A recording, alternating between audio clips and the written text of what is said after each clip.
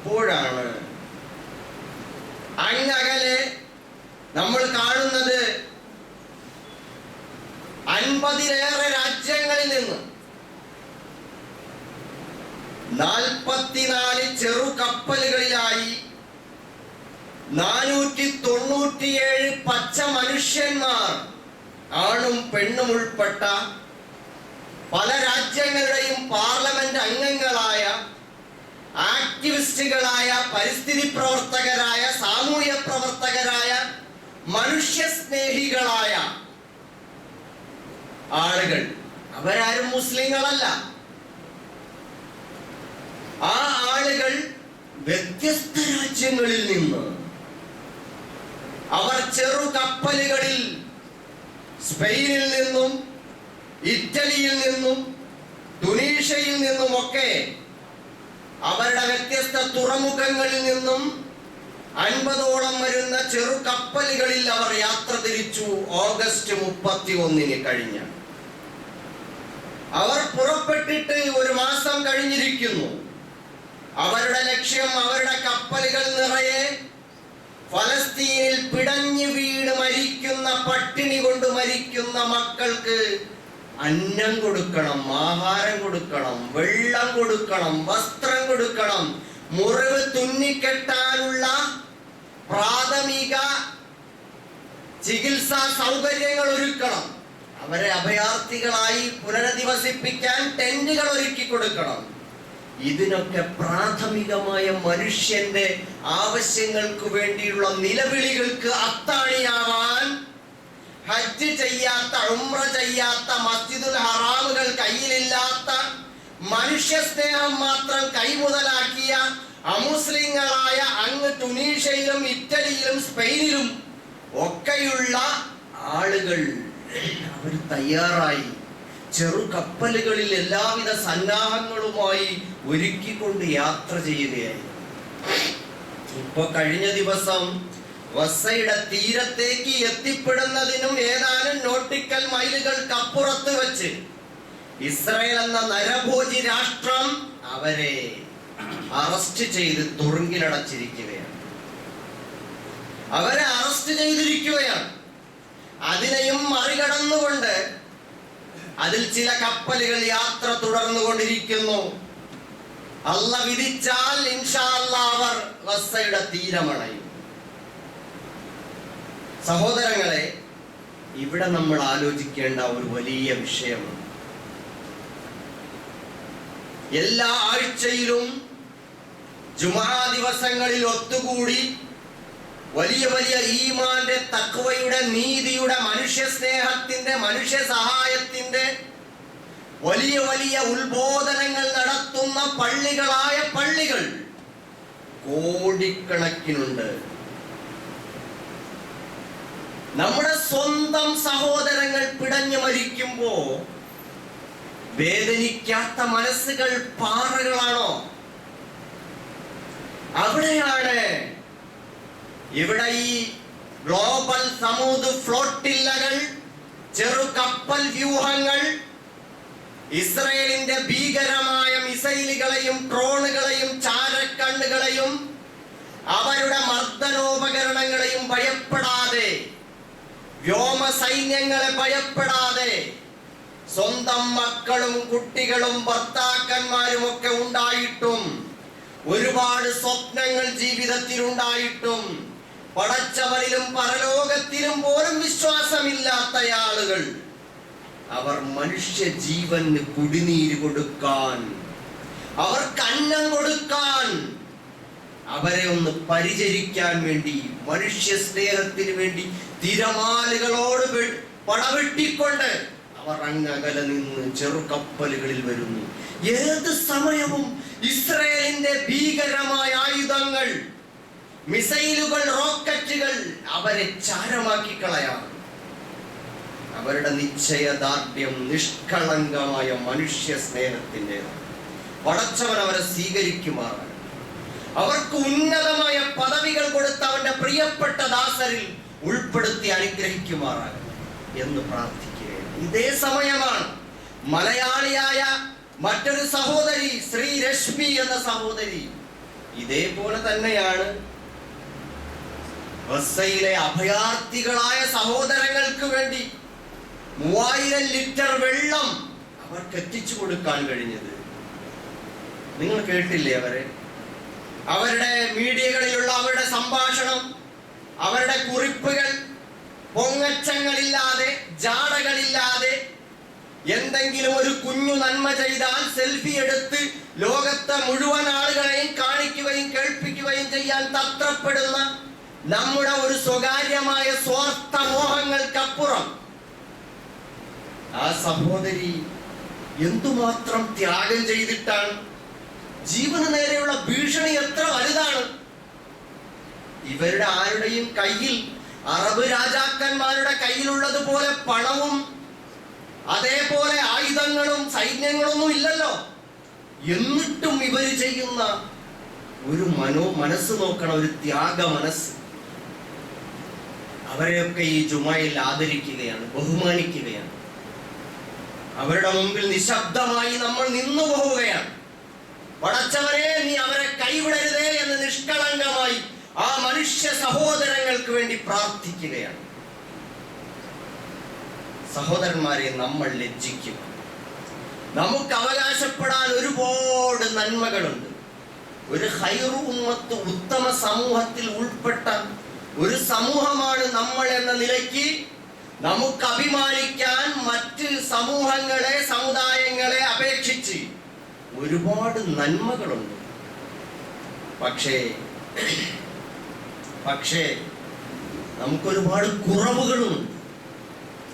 ആ കുറവുകളെ കണ്ടെത്തി നമ്മൾ വേണ്ടുവോളം പരിഹരിച്ചില്ലെങ്കിൽ നമ്മൾ ചരിത്രത്തിന്റെ ചവറ്റുകൊട്ടയിലേക്ക് വലിച്ചെറിയപ്പെട്ടു പോകും. അല്ലാഹു കാത്തുരക്ഷിക്കും. റസൂലുള്ളാഹി സ്വല്ലല്ലാഹു അലൈഹി വസല്ലം ഭയപ്പെട്ടതും അതാണല്ലോ. ഞാൻ ഭയപ്പെടുന്നത് നിങ്ങളുടെ പട്ടിണിയെ അല്ല,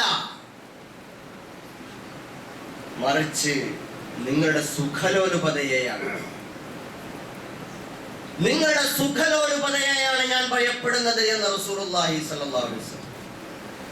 ഗസയിലെ പട്ടിണിയല്ല, അറബ് രാജാക്കന്മാരുടെയും മുസ്ലിം നേതാക്കന്മാരുടെയും അതുപോലെ തന്നെ മറ്റുള്ള അധികാരികളുടെയും സുഖലോലുപത, അതാണ് ഭയപ്പെടേണ്ടത്. അതവരെ വഴിതെറ്റിക്കും. ഇവിടെ ഒരു ഉരുത്തിരിച്ച് നടന്നുകൊണ്ടിരിക്കുകയാണ്. ഇസ്ലാം പരിശുദ്ധ ഖുർആന്റെ വാഹകർ എന്ന നിലയിൽ, അല്ലാഹുവിന്റെ റസൂൽ സല്ലല്ലാഹു അലൈഹി വസല്ലമിന്റെ അനുയായികൾ എന്ന നിലയിൽ നമ്മൾ വലിയ പദവിയിലാണ്. നമുക്ക് ഒരുപാട് അടയാളങ്ങളും ചിഹ്നങ്ങളും ലക്ഷണങ്ങളും സ്വഭാവങ്ങളും ഒക്കെയുണ്ട്. പക്ഷേ അതെല്ലാം ഒന്നു ചേർന്ന് ഒരു പുറം മോഡലായി, ഒരു പുറംമേനിയായി, ബാഹ്യമായ അലങ്കാരമായി ഒതുങ്ങിപ്പോവുകയാണോ എന്ന് നമ്മൾ ഭയപ്പെടേണ്ട സമയം. നമ്മൾ ഭയപ്പെടാം. പരിശുദ്ധ ഖുർആൻ പറയുന്നു, ഹാ അൻതും ഹൗലാ, നിങ്ങൾ തദ്ഉന ലിതുൻഫിഖു ഫീ സബീലില്ലാഹ്, നിങ്ങൾ അല്ലാഹുവിന്റെ മാർഗത്തിൽ ധനം ചെലവാക്കാൻ വേണ്ടി നിങ്ങളെ ക്ഷണിക്കുന്നുണ്ട്. തുദഊൻ, നിങ്ങൾ ക്ഷണിക്കപ്പെടുന്നുണ്ട്. പക്ഷേ ഫമിൻകും മൻ യബ്ഖൽ, നിങ്ങളുടെ കൂട്ടത്തിൽ പിശുക്കന്മാരുണ്ട്. ദാഹനീരിന് നാവ് നീട്ടുന്ന പിഞ്ചു ബാല്യങ്ങൾക്ക് മുമ്പിൽ വെള്ളപാത്രങ്ങൾ മൂടി വെക്കുന്ന രാജാക്കന്മാരും സഹോദരന്മാരും. ഇറാനും ഒഴിവാക്കപ്പെടുന്നില്ല. ഇറാൻ എന്തെടുക്കുകയാണ്? സൗദി മാത്രമല്ല, ഇസ്രായേലിനെ ഒന്ന് വിരട്ടി മതിയാക്കിയിട്ട് അങ്ങനെ നോക്കിയിരിക്കുകയാണല്ലോ. എന്താണ് അവരുടെ രാഷ്ട്രീയം? അവർക്ക് വേണ്ടി പിശുക്ക് കാണിക്കുകയാണ്. ആഹാരം കൊടുക്കാൻ ധൈര്യപ്പെടാത്തവരാണ് ഇവരെല്ലാം. ഇവരെന്ന് പറയുമ്പോൾ നമ്മളും അതിൽപ്പെടും.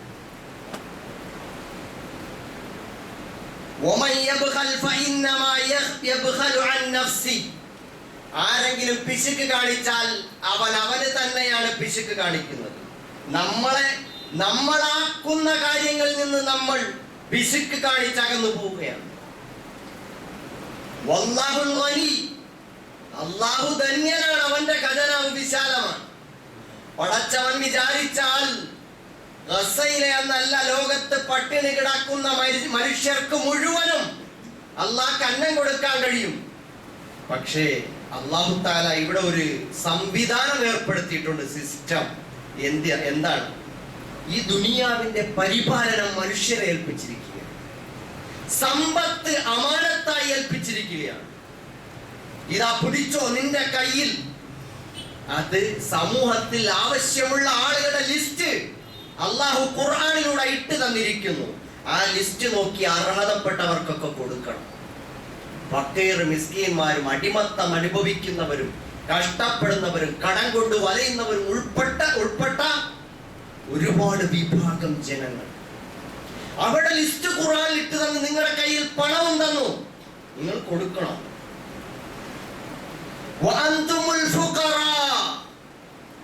നിങ്ങൾ സമ്പത്തും കയ്യിൽ വെച്ചിട്ട് നിങ്ങൾ മറ്റുള്ളവർക്ക് കൊടുക്കാതെ പിശുക്ക് കാണിക്കുന്നു, നിങ്ങൾ തീർച്ചയായും നിങ്ങൾ ഫഖീറന്മാരാണ്, അല്ലാഹുവിലേക്ക് ആവശ്യക്കാരാണെന്ന് നിങ്ങൾ മനസ്സിലാക്കണം.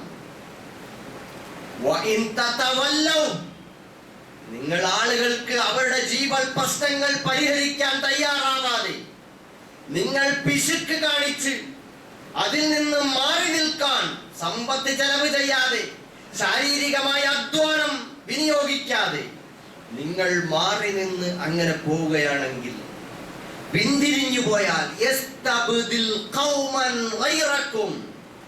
നിങ്ങളല്ലാത്തൊരു സമൂഹത്തെ അല്ലാഹ് കൊണ്ടുവരും. പിന്നെ അവർ നിങ്ങളെപ്പോലെ ആവുകയില്ല. അല്ലാഹു തആലക്ക് നമ്മളെ കൊണ്ട് തന്നെ കാര്യം നടത്തണമെന്ന് യാതൊരു നിർബന്ധവുമില്ല.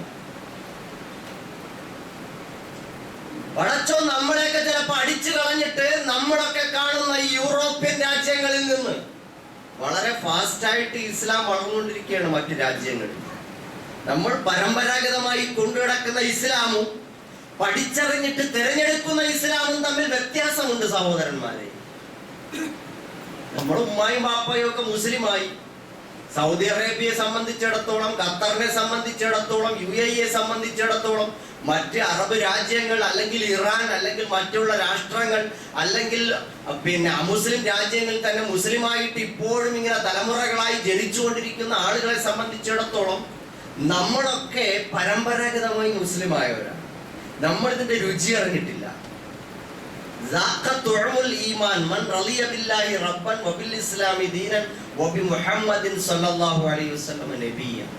ഈമാന്റെ രുചി അറിഞ്ഞത് ആരാ? അള്ളാഹുവിനെ റബ്ബായി തൃപ്തിപ്പെട്ട മുഹമ്മദ് നബി സല്ലല്ലാഹു അലൈഹി വസല്ലമിനെ അള്ളാഹുവിന്റെ ദൂതനായി പ്രവാചകനായി തൃപ്തിപ്പെട്ടവൻ, ഇസ്ലാമിനെ തന്റെ ജീവിത വ്യവസ്ഥയായി, ദീനായി, ലൈഫ് സ്റ്റൈലായി തെരഞ്ഞെടുത്തവൻ, അവനാണ് അതിന്റെ രുചി അറിഞ്ഞത്.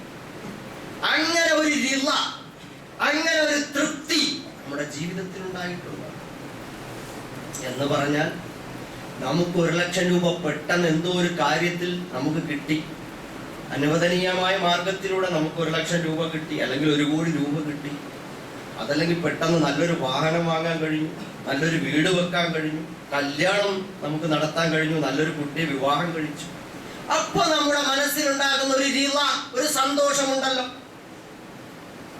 ഈ റിള, ഈ തൃപ്തി, അൽഹംദുലില്ലാഹ്, ദീനുൽ ഇസ്ലാം എത്ര മനോഹരമാണ്, എന്നെ അതിലെന്റെ റബ്ബ് ജനിപ്പിച്ചല്ലോ എന്നോർത്തിട്ട് ആഹാരം കഴിച്ചു തീരുമ്പോ അൽഹംദുലില്ലാഹ് എന്ന് പറയൽ സുന്നത്താണെന്ന് പഠിപ്പിച്ചില്ലേ? നല്ല ഭക്ഷണമൊക്കെ കഴിച്ചിട്ട് കഴിക്കുമ്പോൾ അൽഹംദുലില്ലാഹ് നിറ മനസ്സോടെ, നിറവയറ് നിറ മനസ്സോടെ അയാൾ പറയണം അൽഹംദുലില്ലാഹ്.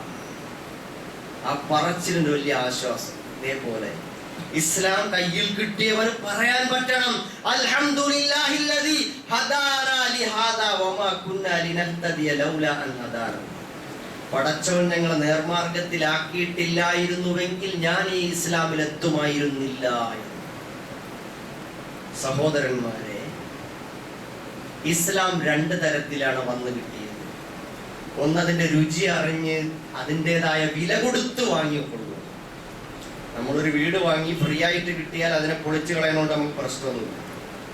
നമുക്ക് സൗജന്യമായി കിട്ടുന്ന ഏത് സാധനം കൈമോശം വന്നാലും നമുക്ക് വേദനിക്കില്ല. കുട്ടികളോട് പറയുള്ളൂ, അത് കഥയുണ്ടല്ലോ, അധ്വാനിച്ചു കൊണ്ടുവന്നിട്ടുള്ള കാശ് അത് തീയിലിടാൻ പോകുമ്പോഴത്തേക്ക് അവർ സമ്മതിക്കില്ല. ഫ്രീ ആയിട്ട് കിട്ടിയതാണെങ്കിൽ അവർ പ്രശ്നമില്ല.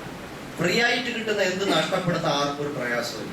പക്ഷെ അധ്വാനിച്ച് നേടിയെടുത്ത, മനസ്സറിഞ്ഞ് വിയർപ്പ് ചിന്തി അധ്വാനിച്ച് കഷ്ടപ്പെട്ട് ഉറക്കമൊഴിച്ച് നേടിയെടുത്തത് അതാരും കൈവിടില്ല. അതാണ് നമ്മുടെ പ്രശ്നം. ലോകത്ത് സഹാബാക്കൾക്ക് ആ ത്യാഗം ചെയ്യാൻ കഴിഞ്ഞത് ഇസ്ലാമിനെ അവർ മനസ്സറിഞ്ഞ് അതിന്റെ സത്യസന്ധത ബോധ്യപ്പെട്ട് പഠിച്ചറിഞ്ഞ് തിരഞ്ഞെടുത്തതാണ്. അതിനവർ കൊടുത്ത വില എന്താ? അവരുടെ വീട് വിട്ടുകൊടുത്തു. വീട് ശത്രുക്കളൊക്കെ കയ്യേറി ഹിജറ പോവേണ്ടി വന്നു. അവിടെ ബിസിനസ്സുകൾ തകർന്നു പോയി. അവിടെ ശരീരത്തിന് പരിക്കേറ്റു. ഉറ്റവർ ഓരോരോ യുദ്ധങ്ങളിലായി കൊല്ലപ്പെട്ടുകൊണ്ടിരുന്നു. ഈ ത്യാഗങ്ങൾ അനുഭവിച്ചവർ ഇസ്ലാമിനെ നെഞ്ചേറ്റി. അപ്പൊ ഈ പ്രക്രിയ, ഈ ത്യാഗത്തിന്റെ പ്രവർത്തനം നടന്നുകൊണ്ടിരുന്നപ്പോ അവിടെ ഒരു ശുദ്ധീകരണ പ്രക്രിയയും നടന്നുകൊണ്ടിരുന്നു. വ്യാജന്മാരും സത്യസന്ധന്മാരും മുനാഫിഖുകൾ അവര് ഇങ്ങനെ എന്തെങ്കിലുമൊക്കെ നല്ല ഇസ്ലാം ജയിച്ചു വന്നപ്പോ കൂട്ടത്തിൽ കൂടിയ ഒരുപാട് ആളുകൾ, അങ്ങനെയാണ് മുനാഫിഖുകൾ വരുന്നത്. ഞങ്ങൾ നിങ്ങളെ കൂടെ ഉണ്ട്, ആമന്ന കാലത്തിൽ ആറാബു ആമന്ന കുല്ലം തുക്മിനു വലാകിൻ ഖൂലു അസ്ലംന. പരിശുദ്ധ ഖുർആൻ പറയും, ആറാബികൾ, ഗ്രാമീണന്മാരായ ആളുകൾ അങ്ങനെ ഇസ്ലാം ജയിച്ചുയർന്ന് വളർന്ന് ഹരമായി മാറിക്കൊണ്ടിരുന്നപ്പോ, ഒരു തരംഗമായി മാറിക്കൊണ്ടിരുന്നപ്പോ ആളുകളൊക്കെ കൂടി ജയിക്കുന്നവരോടൊപ്പം കൂടുക എന്നുള്ളത് ലോകത്ത് അങ്ങനെയാണല്ലോ. അങ്ങനെ കൂടിയാണ്. അതോടൊപ്പം ഇസ്ലാമിനെ പഠിച്ചറിഞ്ഞ് മനസ്സിലാക്കി ത്യാഗം ചെയ്ത് വില കൊടുത്തിട്ട് വാങ്ങിയിട്ട് കൊണ്ടുവന്നവരുണ്ട്. അപ്പൊ അല്ലാഹു തആല പറയാണ്, നിങ്ങൾ ഇതുവരെ മൂമിനായിട്ടില്ല. ഈ അറാബികളോട് പറയണം, വലാകിൻ ഖൂലു, നിങ്ങൾ ആമന്ന എന്ന് പറയരുത്, ഞങ്ങൾ മുഅ്മിനീങ്ങളാണെന്ന് പറയരുത്. അത് കുറച്ച് കഠിനമായ പ്രവർത്തനമാണ്. അത് കഠിനമായ കടമ്പകളിലൂടെ കടന്നു വന്ന് നേടിയെടുക്കുന്ന ഒരു പ്രക്രിയയുടെ അനന്തരഫലമാണ്.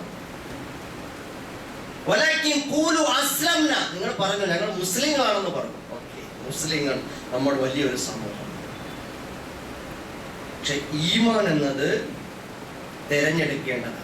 സൗദി അറേബ്യ ആയാലും അറബ് രാജ്യങ്ങളായാലും മറ്റുള്ള മുസ്ലിങ്ങളായാലും നമ്മളൊക്കെ പരമ്പരാഗതമായി ഉമ്മായും പാപ്പായും മുസ്ലിമായി, മുസ്ലിം പേരിട്ട് തന്നു, അങ്ങനെ നമ്മൾ അതുകൊണ്ട് പോകണം. അത് ഏത് സമയം വേണമെങ്കിൽ സാഹചര്യത്തിനൊപ്പം നമ്മൾ അത് മാറ്റി പറയാനും അതിന്റെ മൂല്യങ്ങൾ കളഞ്ഞു കുളിക്കാനും നമുക്കൊരു മടിയും ഉണ്ടായെന്ന് വരൂല. ആർക്ക്? പരമ്പരാഗതമായി നാമമാത്രമായി ഇസ്ലാമിനെ സ്വീകരിച്ച ആളുകൾ. എന്നാൽ ഇസ്ലാമിനെ ഹൃദയ ഉൾക്കൊണ്ട ആളുകൾ, അവർക്കത് ഒരു കാരണവശാലും ഒരു വിട്ടുവീഴ്ചയ്ക്ക് കിട്ടൂല. ജീവൻ പോയാലും ശരിയാണ്. അതാണ് ഈ ഗസയിൽ കാണുന്നത്. അവർക്ക് എന്താ പ്രശ്നം? ജീവിതം കിട്ടൂലേ? അവർക്ക് ആ ഭൂമി അങ്ങ് വിട്ടുകൊടുത്തൂടെ? എന്തിനാ അത്ര ശാഠ്യം? ജീവിക്കാൻ പറ്റുള്ളൂ, എവിടെയെങ്കിലും പോയി ജീവിച്ചോളല്ലോ.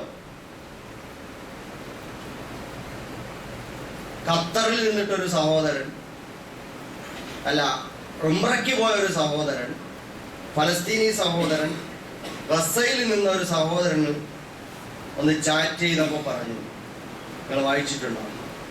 സഹോദരൻ, അവിടെ നിന്ന് നീ നിന്റെ ജീവിതം, എന്റെ കൂട്ടുകാരനോട് പറയണം, നിന്റെ ജീവിതം ഒന്നും പാഴാക്കരുത്. നമുക്ക് എവിടെയെങ്കിലും പോയി ജീവിച്ചാ പോരെ, നീ ഇങ്ങോട്ട് പോരെ. അവൻ പറഞ്ഞു, ഗസ വിട്ട് ഞാൻ ഈ എങ്ങോട്ടും പോകുന്നില്ല, സ്വർഗത്തിലേക്കല്ലാതെ. ആ സഹോദരന്റെ മനോഭാവമാണ്.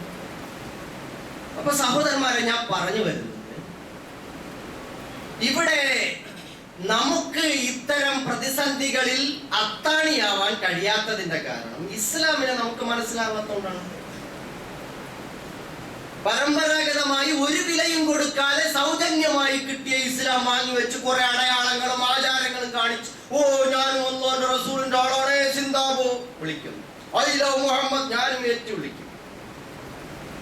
ആരാ മുഹമ്മദ് എന്ന് വെച്ചാൽ പറയാറില്ലൂടാ.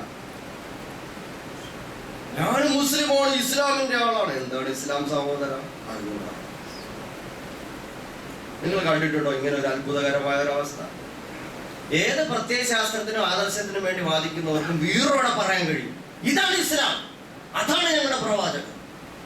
പച്ചന്നെ ഇതാണ് പടച്ചോൻ. പിന്നെ നമ്മളെന്ത് മുസ്ലിങ്ങളാ സഹോദരന്മാർ? അപ്പൊ ഇതാണ് ലോകത്ത് ഈ വെല്ലുവിളികളെ ഏറ്റെടുക്കാൻ കഴിയുക. ചരിത്രത്തിൽ ഇസ്ലാം ഏറ്റെടുത്ത വെല്ലുവിളികളെ ഈ വർത്തമാനത്തിൽ നമ്മുടെ സമൂഹത്തിന് ഏറ്റെടുക്കാൻ കഴിയാത്തതിന്റെ കാരണം ഇസ്ലാമിനെ മനസ്സറിഞ്ഞ് ഉൾക്കൊള്ളാനും അതിൻ്റെതായ വില കൊടുക്കാനും തയ്യാറാവാതെ ഇസ്ലാമിന്റെ പേരിൽ കിട്ടിയ മുഴുവൻ സൗകര്യങ്ങളും സുഖഭോഗങ്ങളും വാങ്ങിവെച്ച് സുഖലോലുപന്മാരായി ജീവിച്ചുകൊണ്ടേയിരിക്കുന്നു. അതാണ് അതിന്റെ കാരണം. ഞാൻ പറഞ്ഞു വന്നത് ലോകത്തെ രണ്ട് മുഖങ്ങളാണ്.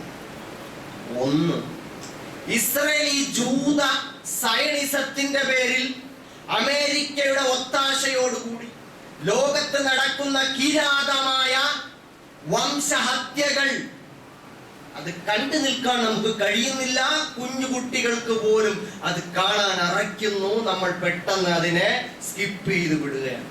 എനിക്ക് കാണണ്ട എന്ന്.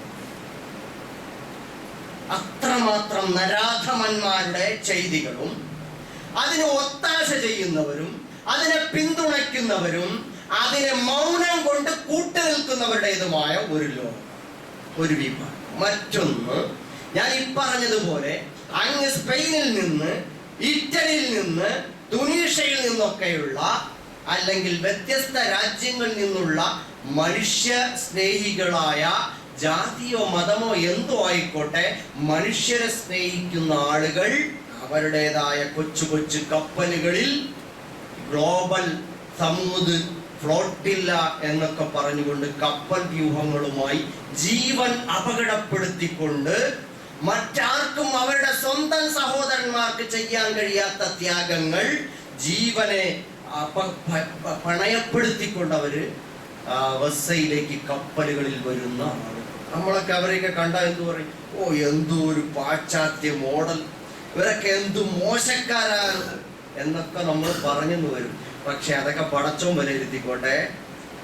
വ്യഭിചാരിയായ ആളിന് അല്ല, ഒരു നായക്ക് വെള്ളം കൊടുത്തിട്ട് സ്വർഗത്തിൽ പോയ വ്യഭിചാരിയായി പോയ ഒരു സഹോദരിയുടെ കഥയുണ്ട്. അവർ പശ്ചാത്തപിച്ചിട്ടായിരിക്കും പോയിട്ടുണ്ടാവുക. പക്ഷേ അവർ ചെയ്ത ആ നന്മ, ഒരു ജീവനും വെള്ളം കൊടുത്തതിന്റെ വിലയുണ്ട്. നബി സല്ലല്ലാഹു അലൈഹി വസല്ലം പറഞ്ഞ ഒരു ഖുദ്സിയായ ഹദീസ് എന്താണ്? അന്ത്യനാളിൽ അല്ലാഹു തആല ചോദിക്കും, ഞാൻ രോഗിയായി കിടന്നപ്പോൾ നീ എന്നെ സന്ദർശിച്ചില്ലല്ലോ. അപ്പൊ ഈ ദാസൻ അന്തം വിട്ട് ചോദിക്കും, അത്രേ, നീ രോഗിയായി കിടക്കും, നിനക്ക് രോഗമോ? നീ പടച്ചോനല്ലേ ലോകത്തിന്റെ മുഴുവൻ. അപ്പൊ പറയും, എന്റെ ഇന്ന ദാസൻ ഇന്ന സ്ഥലത്ത് രോഗം വന്ന് പരിക്കേറ്റ് കഷ്ടപ്പെട്ട് കിടന്നപ്പോൾ നീ എന്തുകൊണ്ട് അവന് അത്താണിയായില്ല, അവന് സംരക്ഷണം കൊടുത്തില്ല, അവനെ സഹായിച്ചില്ല? നീ അവനെ സഹായിച്ചിരുന്നെങ്കിൽ എന്നെ നിനക്ക് അവിടെ കണ്ടെത്താമായിരുന്നു. എവിടെ? പള്ളിയിലാ. പള്ളിയിൽ അല്ലാഹു ഉണ്ട്. അള്ളാഹു നമുക്ക് നിശ്ചയിച്ചു തന്നിട്ടുള്ള ആ രൂപത്തിൽ അള്ളാഹുവിനെ നമ്മൾ നിർബന്ധമായി ധ്യാനിക്കണം, പ്രാർത്ഥിക്കണം, നമസ്കരിക്കണം. അതിലൊന്നും ഒരു വിട്ടുവീഴ്ചയും ഇല്ല. പക്ഷെ ഇതിന്റെയൊക്കെ മർമ്മത്തെ അല്ലാഹു എടുത്തു കാണിച്ചു തരികയാണ് നബി സല്ലല്ലാഹു അലൈഹി വസല്ലമയിലൂടെ. നിങ്ങൾ ഈ ചെയ്യുന്ന ഇസ്ലാമിന്റെ ആരാധനാനുഷ്ഠാനങ്ങളും ഈ കർമ്മങ്ങളുടെയും അന്തസത്ത ഇവിടെ എടുത്ത് കാണിച്ചു തരേണ്ട അതിന്റെ സാമ്പിൾ ഇസ്ലാം. ഇത് ഉൾപ്പെട്ടതാണ് ഇസ്ലാം. എന്നിട്ട് അല്ലാഹു ചോദിക്കും, അത്രേ, ഞാൻ ദാഹിച്ച് വലഞ്ഞിട്ട് വെള്ളം ചോദിച്ചിട്ട് നീ എനിക്ക് തന്നോടാന്ന്. അപ്പൊ ചോദിക്കും, പടച്ചോനെ, നീയല്ലേ ലോകത്തിന് മുഴുവൻ വെള്ളം കൊടുക്കുന്നത്, നിനക്കാരാണ്, നിനക്കെന്തിനാണ് ദാഹജലം? അപ്പൊ അല്ലാഹു പറയും, അത്രേ, എന്റെ ഇന്ന ദാസൻ ഇന്ന സ്ഥലത്ത് ദാഹിച്ച് വലഞ്ഞപ്പോ നീ അവൻ എന്തുകൊണ്ട് വെള്ളം കൊടുത്തില്ല? കൊടുത്തിരുന്നെങ്കിൽ നിനക്ക് എന്നെ അവിടെ കാണാമായിരുന്നു. അല്ലാഹയെ കണ്ടെത്താനും അവനെ പ്രാപിക്കാനുമുള്ള വഴി ഒറ്റയ്ക്കൊടത്തിൽ അല്ലാഹ് വിളിച്ചോണ്ടിരിക്കലാണോ? ധ്യാനത്തിനും ദിക്റിനും അതിൻ്റെതായ പ്രാധാന്യമുണ്ട്. പക്ഷേ ഇതിൻ്റെയൊക്കെ അന്തസത്ത ഇവിടെയും എടുത്തു കാണിക്കുകയാണ്. ഞാൻ വിശന്ന് വലഞ്ഞ് പട്ടിണി കിടന്നു, കഷ്ടപ്പെട്ടു. ഞാൻ നിന്നോട് ആഹാരം ചോദിച്ചു, നീ എനിക്ക് എന്തുകൊണ്ട് ആഹാരം തന്നില്ല? അപ്പോ അടിമ ചോദിക്കും, പടച്ചോനെ, നീയല്ല ലോകത്തിന് മുഴുവൻ ആഹാരം കൊടുക്കുന്നവൻ, നിനക്ക് പട്ടിണിയോ? നിനക്കെന്തിനാണ് ആഹാരം? അപ്പോൾ അള്ളാഹു പറയും, എന്റെ ഇന്നദാസൻ പട്ടിണി കിടന്ന് വലഞ്ഞപ്പോ നീ എന്തുകൊണ്ട് അവൻ ആഹാരം കൊടുത്തില്ല? ആഹാരം അവന് കൊടുത്തിരുന്നെങ്കിൽ അവിടെ നിനക്ക് എന്നെ കണ്ടെത്താമായിരുന്നു, എന്നെ പ്രാപിക്കാമായിരുന്നു. ഞാൻ നിന്നോട് വസ്ത്രം ചോദിച്ചില്ലേ? നാണം മറയ്ക്കാൻ വസ്ത്രം ചോദിച്ചിട്ട് നീ തന്നില്ലല്ലോ. അപ്പോൾ ദാസൻ ചോദിക്കും, നീയല്ലേ ലോകത്തിന് മുഴുവൻ വസ്ത്രം ഉടുപ്പിക്കുന്നവൻ, നിനക്കെന്തിനാണ് വസ്ത്രം? എന്റെ ഇന്ന ദാസൻ വസ്ത്രം ചോദിച്ച് വിലപിച്ചപ്പോ നീ കൊടുത്തില്ല, കൊടുത്തിരുന്നെങ്കിൽ നിനക്ക് എന്നെ അവിടെ കാണാമായിരുന്നു എന്ന് റസൂലുള്ളാഹി സ്വല്ലല്ലാഹു അലൈഹി വസല്ലം അല്ലാഹു സുബ്ഹാനഹു വ തആല പറഞ്ഞതായി നബി സല്ലല്ലാഹു അലൈഹി വസല്ലം റിപ്പോർട്ട് ചെയ്യുന്ന ഖുദ്സിയായ ഹദീസിൽ കാണാം. സഹോദരന്മാരെ, ഇതുപോലെ സമാനമായ ധാരാളം ഹദീസുകളും സംഭവങ്ങളും ഒക്കെ നമുക്ക് ഹദീസ് ഗ്രന്ഥങ്ങളിൽ, പരിശുദ്ധ ഖുർആനിലൊക്കെ കാണാം. അപ്പൊ ഇവിടെ നമ്മൾ നമ്മളെ തിരിച്ചറിയുകയാണ്. ഒരു ഭാഗത്ത് ഞാൻ പറഞ്ഞു ഭീകരമായ മനുഷ്യവിരുദ്ധതയുടെ മുഖം, മറുഭാഗത്ത് ഇതേപോലെ മനുഷ്യ സ്നേഹത്തിന്റെ മുഖങ്ങൾ തെളിഞ്ഞു തെളിഞ്ഞു വരുന്നു. പ്രതീക്ഷിക്കാത്ത ക്യാമ്പുകളിൽ നിന്നും മേഖലകളിൽ നിന്നും ഇങ്ങനെ ഉയർന്നു വന്നുകൊണ്ടിരിക്കുകയാണ്. നമ്മൾ കൂടുതൽ കൂടുതൽ സുഖലോലുപന്മാരായി ദീനിൽ നിന്നും, ദീനിന്റെ മൂല്യങ്ങളിൽ നിന്നും മാറി, എത്രത്തോളം എന്നാൽ ശത്രുക്കളോട് ഒത്താശ ചെയ്യുന്നവരായി മാറി. ലാ തത്തഖിദു യാ അയ്യുഹല്ലദീന ആമനു, ഹേ സത്യവിശ്വാസികളെ, ലാ തത്തഖിദു അദുവി വഅദുവക്കും ഔലിയാ തുൽഖൂന ഇലൈഹിം ബിൽ മവദ്ദ. ഹേ സത്യവിശ്വാസികളെ, നിങ്ങൾ ഒരിക്കലും എന്റെയും നിങ്ങളുടെയും ശത്രുക്കളെ ആത്മമിത്രങ്ങളാക്കി മാറ്റരുത്. എന്റെ ശത്രുക്കളെ, നിങ്ങളുടെ ശത്രുക്കളെ നിങ്ങൾ മിത്രങ്ങളാക്കരുത്, സ്നേഹിതന്മാരാക്കരുത്. തുൽഖൂന ഇലൈഹിം ബിൽ മവദ്ദ, നിങ്ങൾ അവർക്ക് വലിയ സ്നേഹം പങ്കുവെച്ചുകൊണ്ട് വിമാനങ്ങൾ ഉണ്ടാക്കി കൊടുത്തു, വലിയ വലിയ പാരിതോഷികങ്ങൾ കൊടുത്തു, അവരെ സന്തോഷിപ്പിച്ച് സുഖിപ്പിച്ച് കൂടെ നിന്ന് ഫോട്ടോ എടുത്ത് കരാറുകൾ ഉണ്ടാക്കി. ഇസ്ലാമിന്റെ ജന്മനാടിനെ, അതല്ലെങ്കിൽ ജന്മ പൈതൃകമുള്ള ആ പരിശുദ്ധമായ നാടുകളെ അവന്റെ താവളങ്ങളാക്കി സൈന്യങ്ങൾക്ക് നിരങ്ങാൻ വിട്ടുകൊടുത്തുകൊണ്ട് മദ്യപാനത്തിന്റെയും ലഹരിയുടെ വ്യഭിചാരത്തിന്റെ ലോകങ്ങൾ തുറന്നു കൊടുക്കുന്ന, അവരുമായി കരാറുണ്ടാക്കി മുസ്ലിം ലോകത്തെ മുഴുവൻ തകർക്കാൻ കരാറുകൾക്ക് ഒപ്പുചാർത്തി കൊടുക്കുന്ന, അവരുമായിട്ട് നയതന്ത്ര ബന്ധങ്ങൾ ഉണ്ടാക്കി കൊടുക്കുന്ന ആളുകൾ ഇങ്ങനെയൊന്നും ചെയ്യാൻ പാടില്ല കേട്ടോ. യാ അയ്യുഹല്ലദീന ആമനൂ ലാ തത്തഖിദു അദുവി വഅദുവക്കും ഔലിയാ തുൽഖൂന ഇലൈഹിം ബിൽ മവദ്ദ. എന്നിട്ട് അള്ളാഹു പറഞ്ഞത്, നിങ്ങളെയും അള്ളാന്റെ റസൂലിനെയും മുഅ്മിനീങ്ങളെയും ഒക്കെ അവർ പുറത്താക്കാൻ വേണ്ടി ശ്രമിച്ചവരാണ്. അങ്ങനെ ആരെങ്കിലും ശ്രമിച്ചാൽ അവർ അവരുടെ കൂട്ടത്തിൽപ്പെട്ടവരാണ് എന്ന് തുടർന്ന് ഇങ്ങോട്ട് അള്ളാഹു തആല പറയുന്നത്. സഹോദരന്മാരെ, ഇവിടെയാണ് നമുക്ക് വഴിപിഴയ്ക്കുന്നത്. നമ്മുടെ രാജ്യത്തായാലും ഇപ്പോൾ എന്താണ് ഇവിടെ സംഭവിച്ചുകൊണ്ടിരിക്കുന്നത്? 925 സയണിസം ജന്മമെടുത്തതുപോലെ ഇവിടെ ഒരു ഫാഷിസം, ഹിന്ദുത്വ ഫാഷിസം ജന്മമെടുത്തു. എല്ലാ അർത്ഥത്തിലും സയണിസത്തോട് കടപ്പെട്ട മാതൃകകൾ കൊണ്ട ആ ഒരു പ്രസ്ഥാനം ഇപ്പോൾ 100 കൊല്ലം തികഞ്ഞ് 2025 ആയപ്പോൾ നമ്മുടെ രാഷ്ട്രത്തിന് ഇപ്പോൾ ഒരു പുതിയ നാണയവും കൂടി RSS എന്ന് പറയുന്ന അതിഭീകരമായ മനുഷ്യവിരുദ്ധ സംഘടനയ്ക്ക് അവരുടെ പ്രശംസിച്ചുകൊണ്ട് അവരുടെ വാർഷിക, അവരുടെ 100 തികഞ്ഞപ്പോൾ ഈ രാജ്യം ഇറക്കിയിരിക്കുന്നു സ്റ്റാമ്പും നാണയം. നമ്മൾ ആലോചിച്ചു നോക്കി, ഇവരെന്താ ഇവിടെ ചെയ്തത്? നമ്മുടെ രാജ്യത്തിന്റെ പിതാവിനെ, രാഷ്ട്രപിതാവിനെ വെടിവെച്ചു കൊന്നതിന്റെ പേരിൽ നിരോധിക്കപ്പെട്ട ഒരു പ്രസ്ഥാനം, നാഥുറാം വിനായക് ഗോഡ്സെ.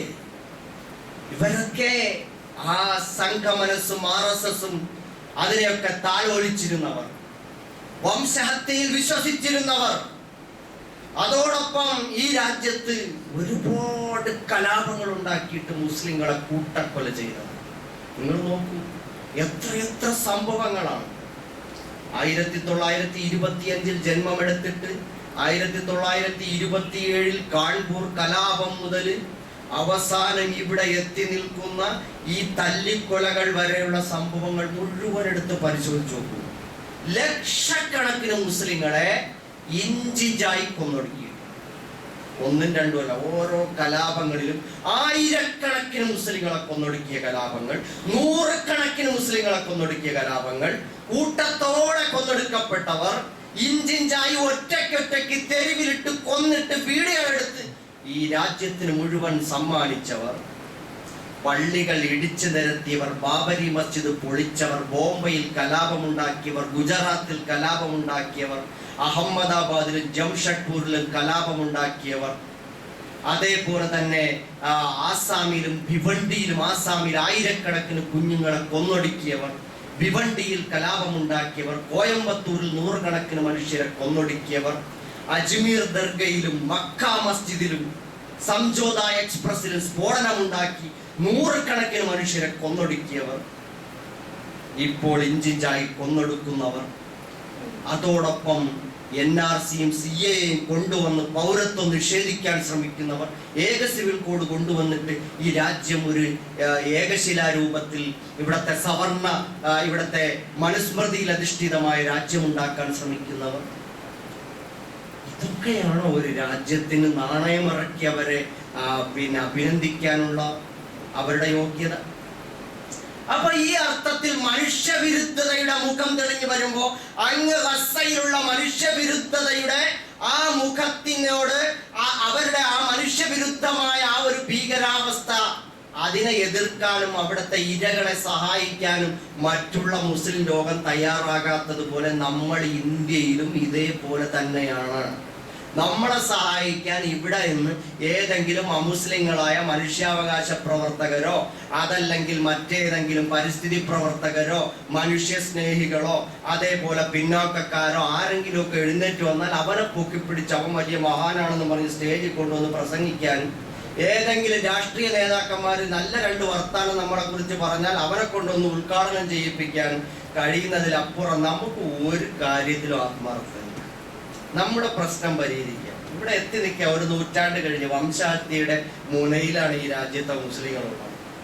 ഈ രാജ്യത്തെ ഒരുപാട് ക്രിസ്ത്യാനികളെയും പിന്നോക്കക്കാരെയും കൊന്നൊടുക്കിയിട്ടുണ്ട്. ഇതെല്ലാം കൂടി നോക്കുമ്പോൾ രാജ്യം മഹാപകടത്തിൽ അവസ്ഥയിലേക്ക് നോക്കിയിട്ട് കരയുമ്പോൾ നമ്മളെയും നോക്കിയിട്ട് കരയേണ്ട കാലമാണ്. അപ്പൊ ഇതിലൊക്കെയുള്ള പ്രധാനപ്പെട്ട സംഗതി മതം, ദീനുൽ ഇസ്ലാം എന്ന് പറയുന്നത്, അതൊക്കെ കേവലം ഉപരിപ്ലവമായ ബാഹ്യമായ അലങ്കാരങ്ങളിലും ആവരണങ്ങളിലും പൊതിഞ്ഞു, ചടങ്ങുകളിലും ഒക്കെ തന്നെ ആവരണം ചെയ്ത്, അങ്ങനെ നല്ല സദ്യകളും നല്ല ഭക്ഷണമൊക്കെ കഴിച്ച് ആൾക്കൂട്ടത്തിലൊക്കെ ഇരുന്ന് ആത്മീയമായൊരു ഭക്തിയിൽ ആരെങ്കിലും പടച്ചോനെ കുറിച്ചോ പരലോകത്തെക്കുറിച്ചോ ഖിയാമത്ത് നാളിന്റെ അടയാളത്തെക്കുറിച്ചോ മരണത്തെക്കുറിച്ചോ ഒക്കെ പറയുമ്പോൾ കേട്ട് കരഞ്ഞു വാർത്ത് അങ്ങനെ അങ്ങ് പോയ തീരുള്ള സഹോദരന്മാരെ, ഈ ഇസ്ലാം അങ്ങനെ കടന്നു വന്നതാണ്. ഈ ഇസ്ലാം ത്യാഗത്തിന്റെ ഭൂമികളിലൂടെ കടന്നു വന്നു.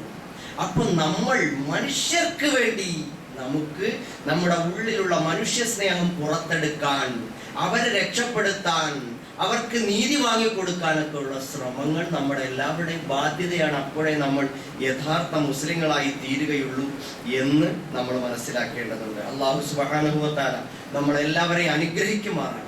നബി സല്ലല്ലാഹു അലൈഹി വസല്ലം പറഞ്ഞൊരു ഹദീസ് അതുകൂടി ഓർമ്മിപ്പിച്ചുകൊണ്ട് ഞാൻ അവസാനിപ്പിക്കാം. യൂഷിക്കുൽ ഉമം അൻ തദഅ അലൈക്കും കമാ തദഅ അൽ-അഖിലതു ഇലാ ഖസ്അതിഹാ. ഒരു കാലം വരും, അൻ തദഅ അലൈക്കും, നിങ്ങളുടെ അടുക്കലേക്ക് പാഞ്ഞെടുക്കും ശത്രുക്കൾ, കമാ തദഅ അൽ-അഖിലതു ഇലാ ഖസ്അതിഹാ, ഭക്ഷണം കഴിക്കാൻ വേണ്ടി വരുന്നവർ ആർത്തി പൂണ്ട് ഭക്ഷണത്തളികയിലേക്ക് പാഞ്ഞു വരും പോലെ, അതേപോലെ നിങ്ങളെ കൊന്നൊടുക്കാൻ ശത്രു സംഘങ്ങൾ എല്ലാ ഭാഗത്തു നിന്നും പാഞ്ഞു വരും. അങ്ങനെ ഒരു കാലം വരും സഹാബാക്കളെ. അപ്പൊ സഹാബാക്കൾ ചോദിച്ചു, അങ്ങനെ വരാൻ അന്ന് നമ്മൾ ന്യൂനപക്ഷമായിരിക്കുമോ നബിയേ അപ്പോൾ നബി സല്ലല്ലാഹു അലൈഹി വസല്ലം പറഞ്ഞു, ലാ ബൽ അൻതും യൗമഇദിൻ കസീർ. ഇല്ല, നിങ്ങൾ അന്ന് ഒരുപാട് ആളുകളുണ്ടാകും, ഭൂരിപക്ഷം വലിയ സംഘമായിരിക്കും, കോടിക്കണക്കിനുണ്ട്. വലകിന്നകും ഗുസാഉൻ കഉസാഇസ് സൈൽ. പക്ഷേ നിങ്ങൾ മലവെള്ളപ്പാച്ചിലിൽ ഒലിച്ചു പോകുന്ന ചണ്ടികൾക്ക് സമാനമായിരിക്കും. മലവെള്ളപ്പാച്ചിൽ വരുമ്പോ ജീവനില്ലാത്ത ജഡങ്ങളും ചണ്ടികളും ഉലംകുത്തി ഒഴുകിപ്പോകുന്നത് പോലെ നിങ്ങൾ എന്താണോ ജനം പറയുന്നത്, നിങ്ങൾ നന്മയ്ക്കും നീതിക്കും അനുകൂലമായി നിൽക്കാതെ ആളിന്റെ ഒഴുക്കിനനുസരിച്ച് നിങ്ങളും ഒഴുകിപ്പോകും. നിങ്ങൾ നിങ്ങളല്ലാതായി മാറും. നിങ്ങൾ ജീവനുള്ള മത്സ്യമായി, ജീവനുള്ള മനുഷ്യനായി തിരിഞ്ഞു നിൽക്കാനുള്ള ജീവൻ നിങ്ങൾക്കുണ്ടാവൂല.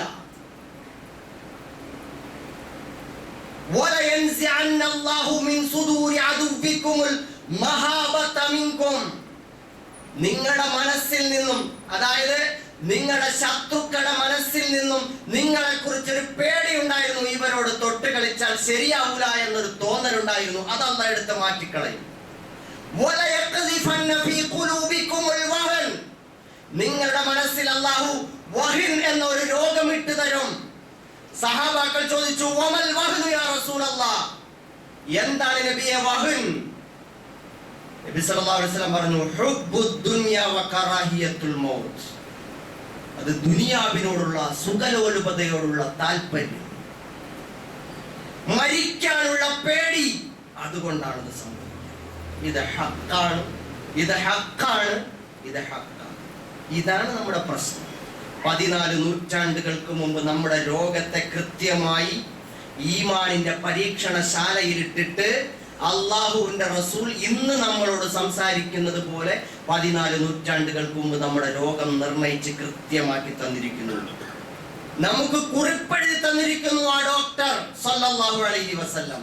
ഐ ലവ് മുഹമ്മദ് സല്ലല്ലാഹു അലൈഹി വസല്ലം എന്ന് നമ്മൾ പറയുമ്പോൾ ഈ കുറിപ്പടികൾ കൂടി വായിച്ചിട്ട് രോഗത്തിന് പരിഹാരം കാണാൻ ശ്രമിക്കണം. ദുനിയാവ് എനിക്ക് ജീവിക്കണം, എന്റെ വീട്, എന്റെ ശരീരം, എന്റെ മക്കൾ, അതിനൊക്കെ വല്ലതും സംഭവിക്കുമോ എന്ന് പേടിച്ചിട്ട് പോകുന്നു. പക്ഷെ അതൊന്നും പേടിയില്ലാത്ത അങ്ങ് ഇറ്റലിയിലും തുനീഷ്യയിലും സ്പെയിനിലും ഉള്ളവർ വന്നുകൊണ്ടിരിക്കുന്ന കാലം. ഈ കപ്പൽ ഓടി ഓടി അവർ എത്തുന്നത് പടച്ചോന്റെ അടുക്കലേക്കായിരിക്കും. സഹോദരങ്ങളെ, നമ്മൾ പുറകോട്ട് പോയി ദുനിയാവിനെ സ്നേഹിച്ച് മലവെള്ളപ്പാച്ചിലെ ചണ്ടികളായി മരണത്തെ ഭയപ്പെടുന്നു. അങ്ങനെ പോകുന്നു നമ്മൾ. അല്ലാഹു കാത്തുരക്ഷിക്കുമാറാകട്ടെ. നമുക്കെല്ലാവർക്കും കാര്യങ്ങൾ ബുദ്ധിപൂർവ്വം തിരിച്ചറിയാൻ, ഈമാനികമായി ഉൾക്കൊള്ളാൻ അല്ലാഹു നമ്മെ എല്ലാവരെയും സഹായിക്കുമാറാകട്ടെ. നമ്മുടെ സഹോദരങ്ങൾക്ക് അല്ലാഹു എത്രയും പെട്ടെന്ന് മോചനം നൽകുമാറാകട്ടെ. എന്തെല്ലാം ദുരിതങ്ങൾ അനുഭവിക്കുന്ന സഹോദരങ്ങളുണ്ടോ അതിൽ നിന്നെല്ലാം നമ്മളെക്കാൾ കൂടുതൽ അവരുടെ വേദനയും വിഷമങ്ങളും അറിയുന്നവൻ റബ്ബാണ്. അല്ലാഹുവേ, നീ അവരെ സഹായിക്കണേ റഹ്മാനെ. അവരുടെ പ്രയാസങ്ങളും ദുഃഖങ്ങളും നീ മാറ്റി അവർക്ക് ആഹാരം, വെള്ളം, വസ്ത്രം, പാർപ്പിടം, അവർക്ക് വേണ്ടുന്ന എല്ലാം ഒരുക്കി കൊടുക്കണേ അല്ലാഹുവേ. അതിന് നീ ലോകത്തെ സന്നദ്ധമാക്കണേ അല്ലാഹ്. പടച്ചവനെ, അന്ന് നബി സല്ലല്ലാഹു അലൈഹി വസല്ലമയെ, സഹാബാക്കളെ, ശൈബ് അബീ ത്വാലിബിന്റെ മലഞ്ചരിവിൽ പിന്തുണച്ച അമുസ്ലിങ്ങളെ പോലെ ലോകത്തെ മുഴുവൻ അല്ലാഹുവേ അവർക്ക് അനുകൂലമാക്കി കൊണ്ടുവരണേ റബ്ബേ. പടച്ചവനെ, ഞങ്ങളെ നീ പുറന്തള്ളല്ലേ അല്ലാഹ്. നിന്റെ ഈ ദീനിൽ നിന്ന് അടിച്ചു കളയല്ലേ റബ്ബേ. യോഗ്യതയോടെ പിടിച്ചു നിൽക്കാനുള്ള കരുത്തും താക്കത്തും തരണേ അല്ലാഹുവേ. പടച്ചവനെ, ലോകത്തിന് നീ സമാധാനവും നീതിയും പുലർത്തണേ റബ്ബേ. അവരെ സഹായിക്കുന്ന മുഴുവൻ മനുഷ്യ സഹോദരങ്ങളെയും നീ സഹായിക്കണേ അല്ലാഹ്. റബ്ബനാ തഖബ്ബൽ മിന്നാ ഇന്നക അൻത സമീഉൽ അലീം വതുബ് അലൈനാ ഇന്നക അൻത തവ്വാബുർ റഹീം.